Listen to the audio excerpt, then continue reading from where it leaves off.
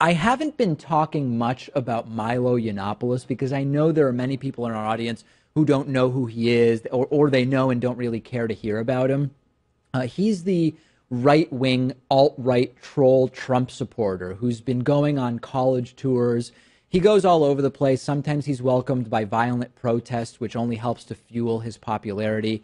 And his big thing is that as a gay right-winger who publicly talks about how he likes dating black guys, he says the left isn't well prepared to push back against him on identity, since he's an anti-feminist who also happens to be a gay guy and he's a right-winger. I've been in touch with him off and on for several years. Here's the extent of my contact with Milo.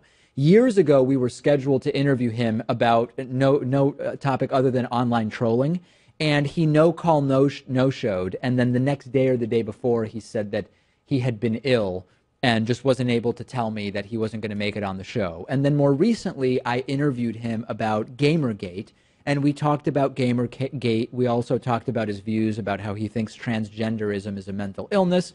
And then more recently than that, he sent out some tweets before he was banned from Twitter, commenting about some of the Gamergate-related interviews that I had done. Okay, that's the full extent of my contact with Milo Yiannopoulos. He was on Bill Maher over the weekend, and Bill Maher received a ton of criticism for even having him on. Journalist Jeremy Scahill backed out of being on that show because Milo Yiannopoulos was going to be on. And I'd say that I wasn't opposed in principle to having Milo Yiannopoulos on the show. I interview people whose views I disagree with and find deplorable.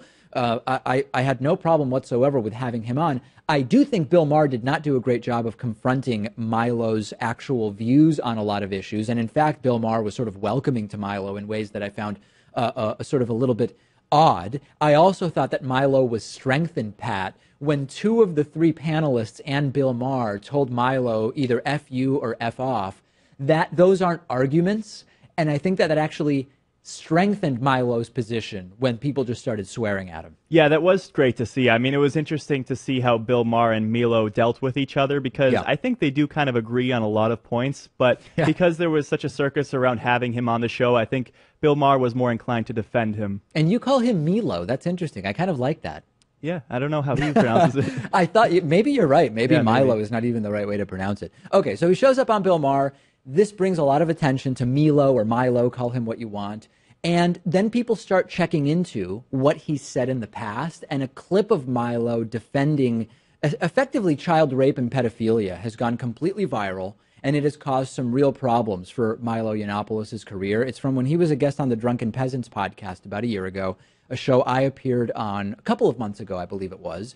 And Milo spent a long time effectively defending pedophilia, saying that attraction for adults to 13-year-olds is not necessarily a bad thing, that he's glad he had a sexual relationship with a Catholic priest when he was a kid. And first, he talks about, well, consent is sort of arbitrary. And generally speaking, yes, there is an arbitrary nature to consent. Is a 16, 17, 17 and a half, 18, 19-year-old mature enough to have informed consent about having sex with adults? Okay, you could have that conversation, but then it explodes from there. Let's start with clip number one. I'll be quick. This arbitrary and oppressive idea of consent, which totally destroys, the understanding that many of us have of the complexities and subtleties and complicated nature of many relationships. People are messy and complex, and actually in the homosexual world particularly, some of those relationships between younger boys and older men, the sort of coming-of-age relationships, the relationships in which those older men help those young boys to discover who they are and give them security and safety and provide them with love and a reliable and sort of a rock where they can't speak to their parents. Some of those relationships are some of the most molestation to me. It sounds like, well, you know what? It sounds like Catholic priest molestation to me. And you know what? I'm grateful for Father Michael. I wouldn't give nearly such good head if it wasn't for him. Oh my God! I can't handle it. So he keeps going on and defending sexual relationships between adults and 13-year-olds. And he also says in this appearance that sex between a 13-year-old and a 38-year-old is actually okay. That's the next clip. But we're talking about 1325, 1328. These things do happen perfectly consensually. Often, by the way, it's the women who suffer in these, because it's not what normally happens in schools. Very often, is it's an older woman with a younger boy, and the boy is the predator in that situation. Sorry, and he said 13 and 28, not 13 and 38. So first of all, how is it consensual when legally it's not someone who's able to consent? That again is a legal question. Milo is going around saying these clips have been selectively edited, but I listened to the entire section of the podcast. It doesn't seem like one of those situations where more context helps to excuse what Milo has said. It just all sounds bad, and I hope the audience will check it out. But even what I just played for you isn't really defensible in any context, and because of all this, Pat, it's gotten bad. CPAC has rescinded their invitation for Milo to speak at their conference.